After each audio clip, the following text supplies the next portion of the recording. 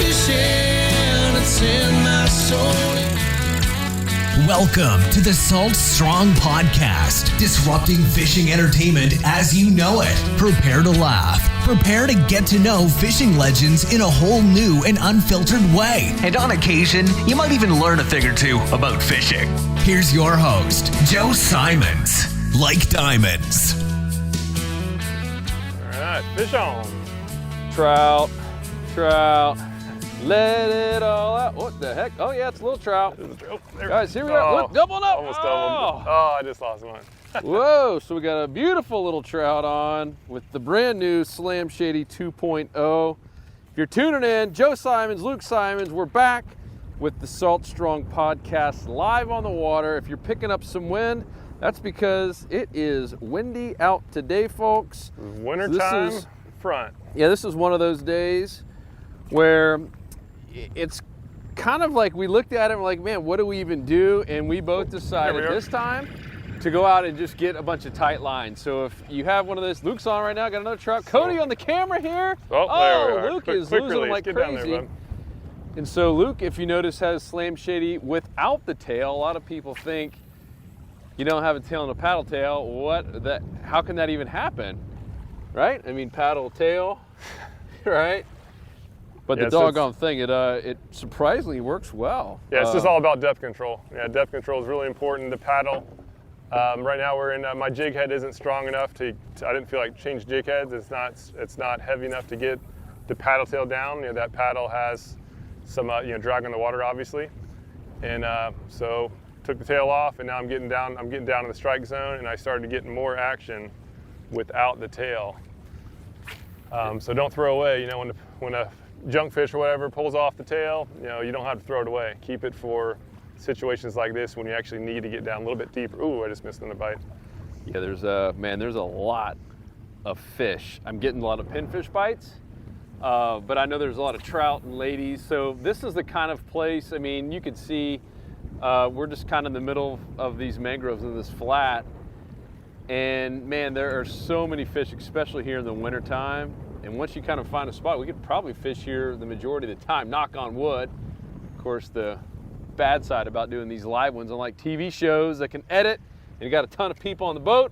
We got me, Luke, my boy Cody, and one long video without any breaks, no matter what happens, even when I'm catching weeds. And I promise you it's gonna be better than last time, where we had a brutal long day. But from the feedback we've been getting, and we appreciate that, by the way. Thank you guys so much for all the comments and the feedback. We are doing it real. There are days, like even today, we did not know there's gonna be this much wind out.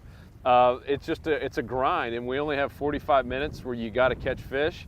Sometimes it doesn't happen the first 45 minutes, especially when you're in a new spot. You get any more strikes? Look at that little bird down there. He is just a terrorist. There's a lot of pinfish. Can you see that bird there, Cody? Yeah, he's sitting there following us, so we need to be careful when we release fish so that he's looking the other way, because he's basically, some of these birds have figured out that if they follow boats, they'll get some free meals. And so it's on us to make sure they don't get these free meals, because once they get one, they're gonna just keep doing it and just be a total nuisance. So this bird has definitely been fed before. One other thing, I'm just gonna throw it out there while we're waiting to catch another nice fish here, is I'm realizing that my job as the host is to make my co-host look really good.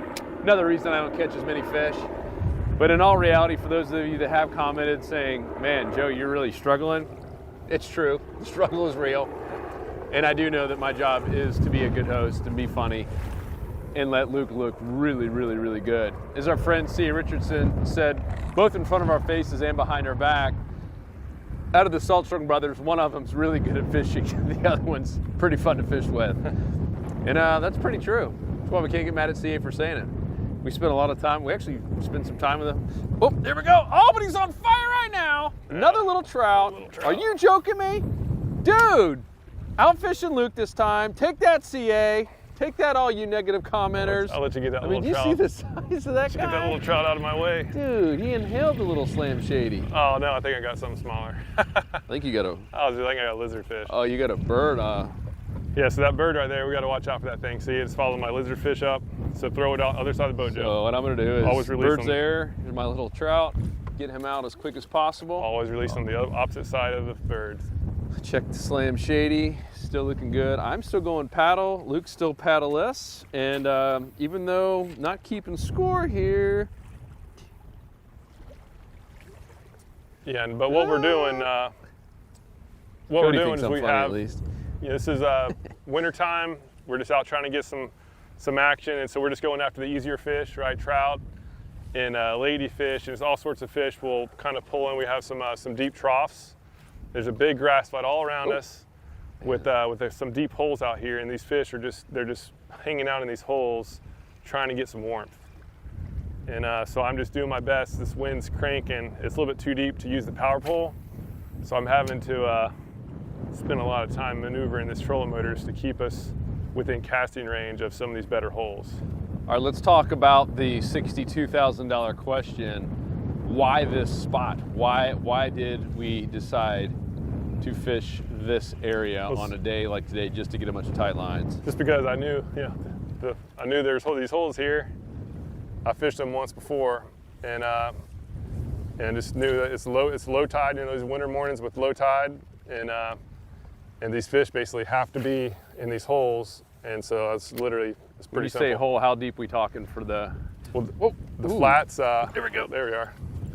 Ladyfish. Try not to get near line there. The flat's about maybe 2. Oh, that was you hitting my line. Yeah, so I was trying to help you out there, bro. Well, that bird's going after your fish. Well, yeah, the flat's you can clean about out a couple ladyfish. Flat's about 2.5 feet, and the holes are getting down to probably, I don't know, maybe 5 to 6, which isn't huge, but it's enough to be holding a bunch of fish. Look at that. Slam Shady strikes again. Oh, you got to be kidding me. You see that, Cody? Dude, now this is officially PG-13. I'm going to let him get a little bit of the poop off. Remember, birds on that side, so throw it away on the other side, Joe. Thing just destroyed the side of your boat. Looks like this guy or girl, whatever, had some coffee this morning. Sheesh. Yep, bird didn't see it. Good work. Yep, thank you. I'm gonna maybe try to clean up the side of your boat there.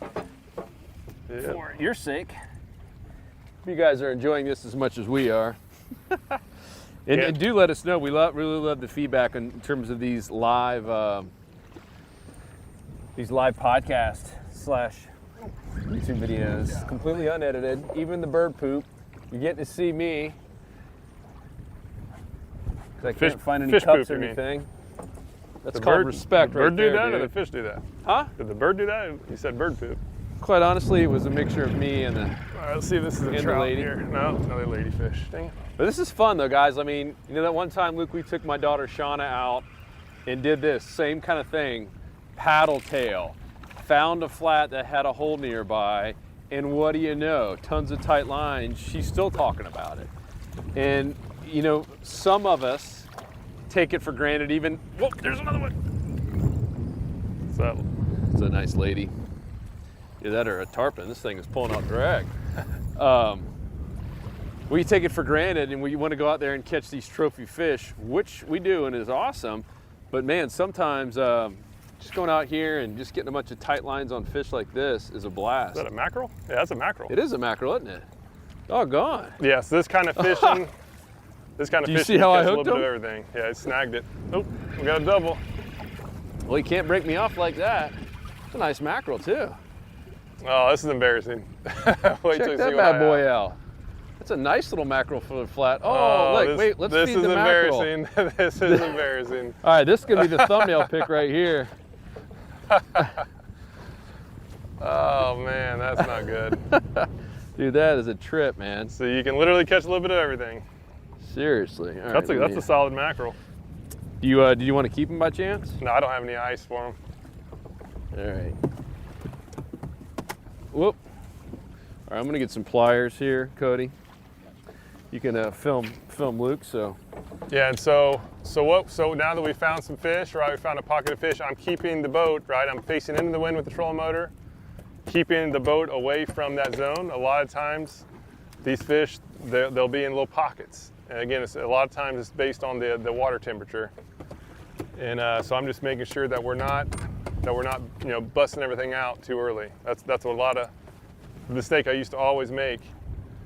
Is I would just go in there, I'd kind of power into it, and yes, you catch some fish, but you can often catch a lot more if you just simply, keep yourself out of the zone, keep yourself a good distance away where you can have a long cast into it, not spook the fish, and just pluck them out one at a time. So did you recall looking to see what the strike score was? I didn't. I just knew we were going. I think it was like a 6. Yeah, but definitely was not. I think it was a good. 6 or 6-1 for this area. If you guys don't know about the strike score, it's another really cool tool that we developed. It's smartfishingtides.com, where it's a place you can obviously see all the tides, every tide station, pretty much known to man with an in NOAA, right? Keeps track of that stuff. Yep. And you got all the different weather, the wind directions, moon phases, sonar, a little bit of everything. And then the cherry on top is the strike score. And it was developed for inshore anglers, really from Texas up to Virginia. So we're talking redfish, speckled trout, snook, flounder. Yeah, it's just specifically for those species. And it tells doesn't matter where you are. Every day, and even now hourly, the strike scores for the day, but hourly, when the best bite should be in your area based on a proprietary formula that we've created and continually update. So, and I used to use those salooner tables. Those are real popular. What those don't account for is the actual weather, and the weather is a really big impact. That was like the thing I did wrong for many years. Is I would just look at tides only. Where I'll just go and not even look at that. But now I really put the actual weather itself really high up on, like even higher than tides now, on as far as my decision making on where I'm going, and obviously what my game plan is, what spots I go to, which ones I don't. Now I'm tailless. Yep. Now we're both Check that tailless. out, Cody. Now we're both going tailless. So I'm personally, because I've been obviously having. There we are. Oh, That's a better fish there. Nice, Lukey. Are you tailless too? Yeah. Oh, I'm sticking tailless. Was interesting though. Last week, you need to go in the back. Yeah, turn the troll motor off. Off. Yeah. Whoa. I don't know what the heck this thing is. Last week, Luke was, sorry guys, if you're listening to the podcast, not watching, Luke was moving all over the boat, got something a little bit nicer. Could be another big mackerel. Oh man, What I is think it? it's a. Don't tell me it's a stingray. I think it's a stinking. I got foul hooked a ladyfish? foul hooked a ladyfish. Dang it. Well, that's embarrassing, folks. That thing was fighting good. Sorry, we were pivoting all around the boat. Luke thought he had a legit trophy fish. Because when you hook ladyfish in the mouth, you can actually control them. You can feel their heads moving. This one, it was hooked right on the forehead. I've never hooked a ladyfish there before. It was hooked right on the forehead basically, and it was just bulldozing. It felt like a redfish. There's this whatever this school is of mackerel and ladies and probably some jacks and trout. They are just thrashing the Slam Shady, and sometimes getting foul hooked in the midst of it. But doggone, I mean, isn't this fun? I don't know how long we've been going here, maybe 10 minutes or so, and already, it feels like every cast there's at least a little strike, but we've already landed quite a few fish. Yeah, nothing massive, except that mackerel was actually pretty nice. That was a legit mackerel.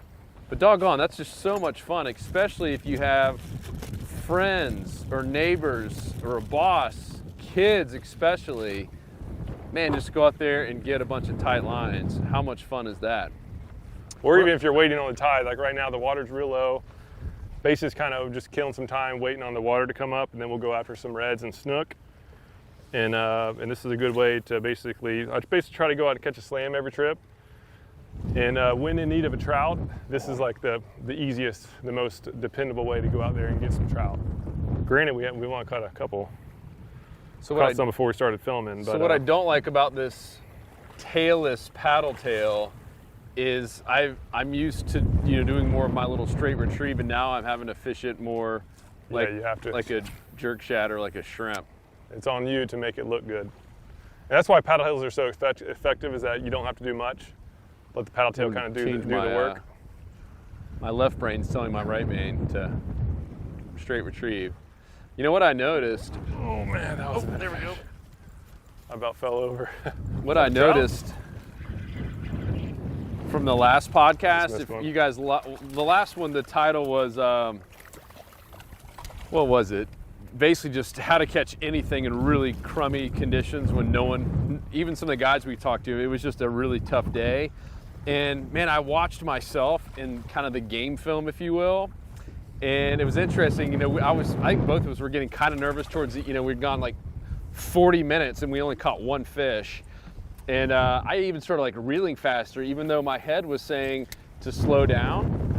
I saw how fast I was reeling, which is like no wonder. I think part of that was just the pressure of trying to catch a fish when we're live. Do you agree with that, Luke? And that thing. Oh yeah, it's just you're kind of losing patience whether we're filming or not, right? It's just kind of human instinct to start wanting to hurry or get impatient and just change things up and not really focus on the actual details on what's happening.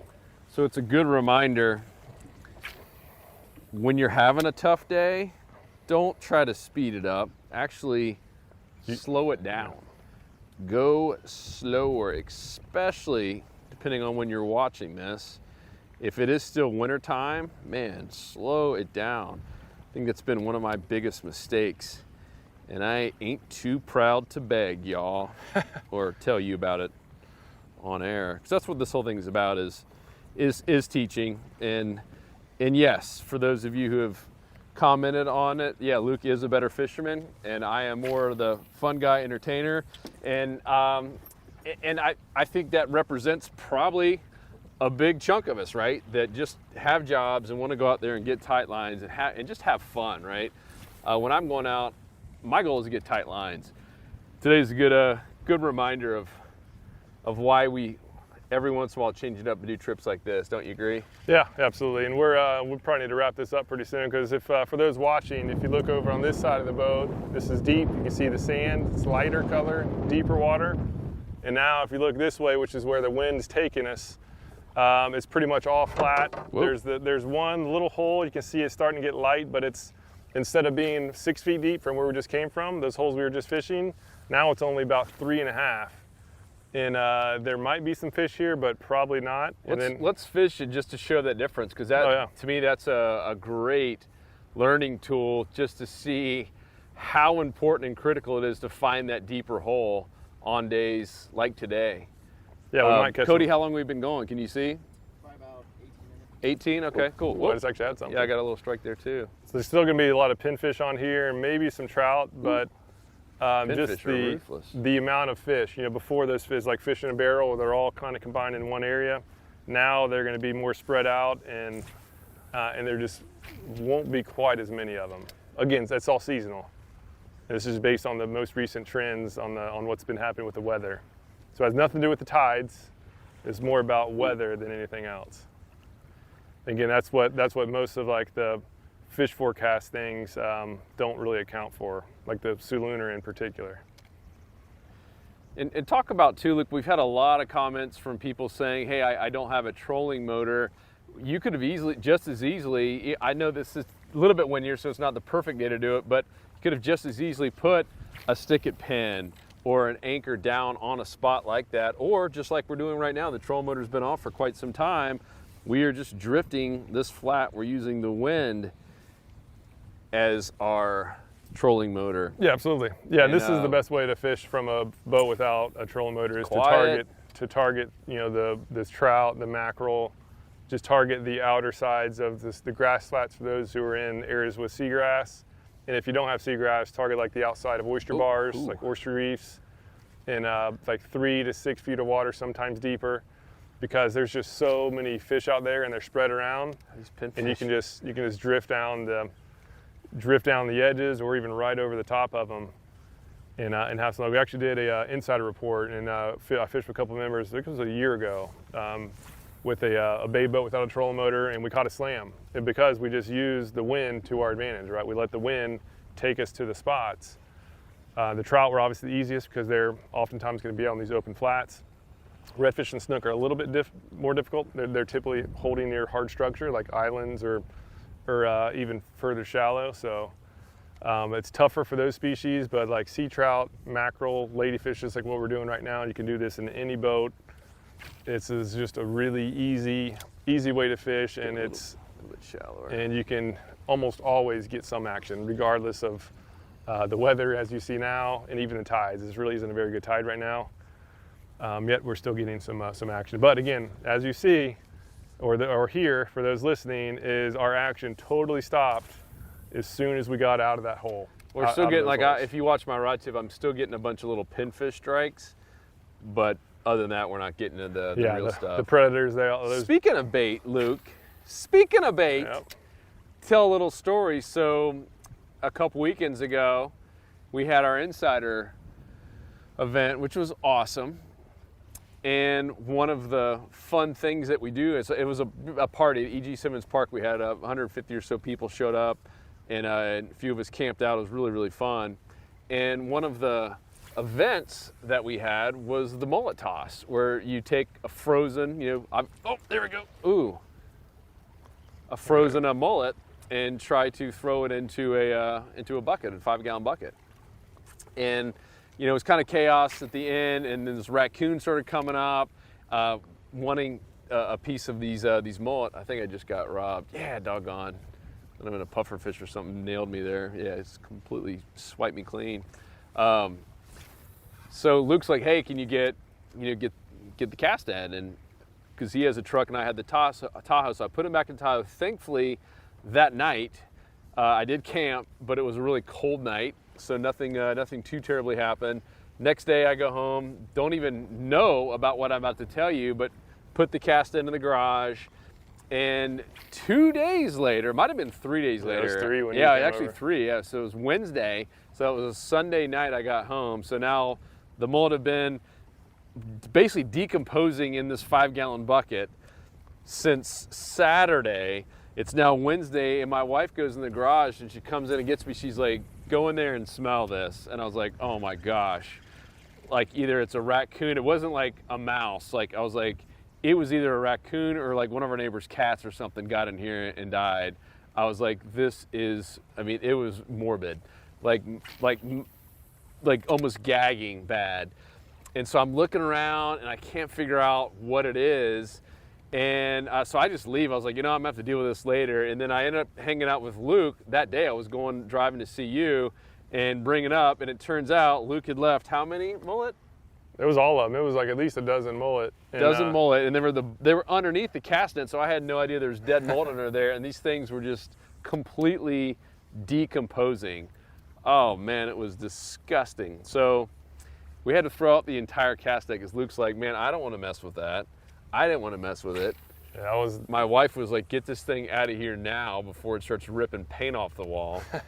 So for those of you that ever want to play a good prank on someone and maybe have an old net that has a bunch of holes in it you can't use, it's a pretty good prank. Jeez. The best accidental prank ever. You got a strike there?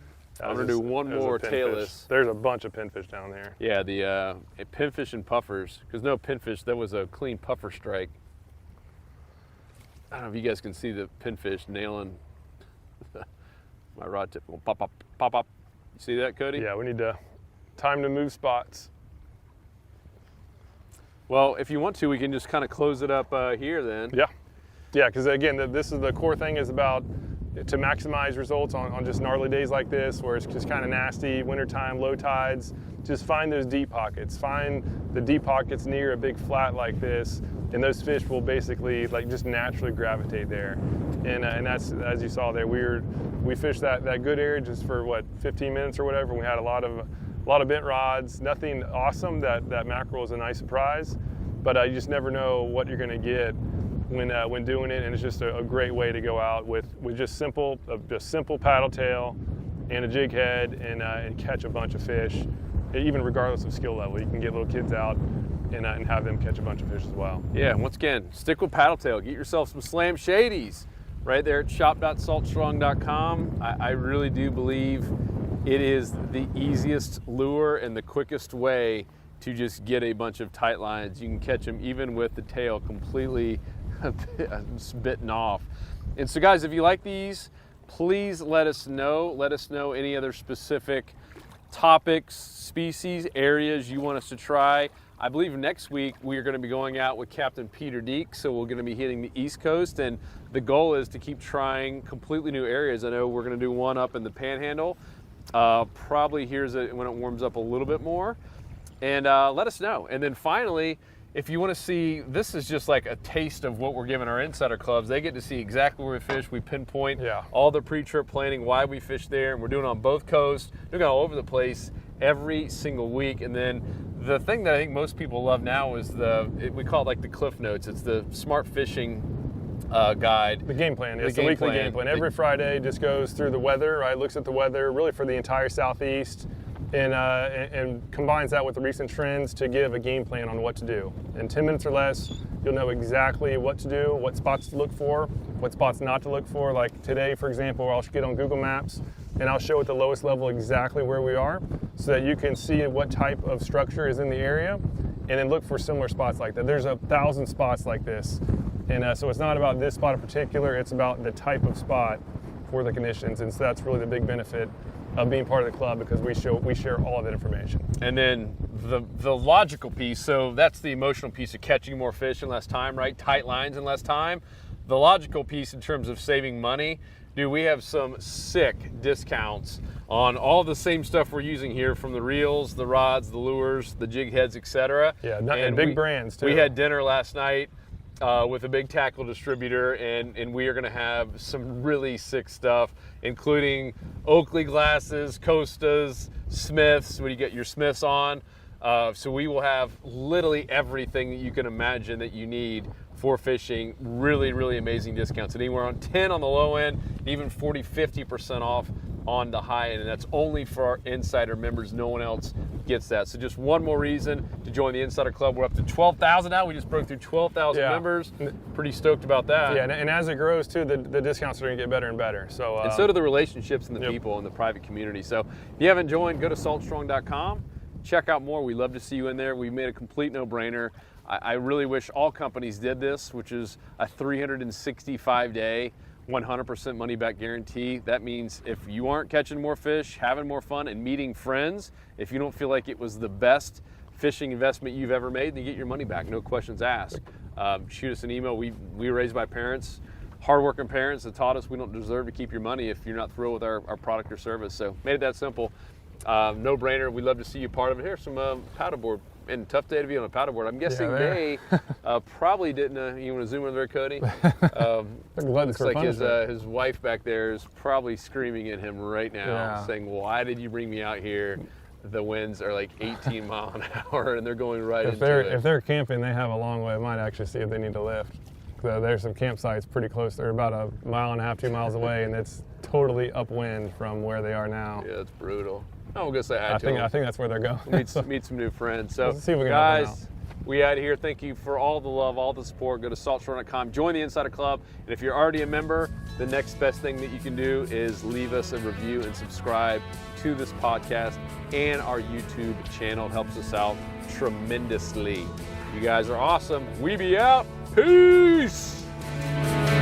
'Cause fishing, it's in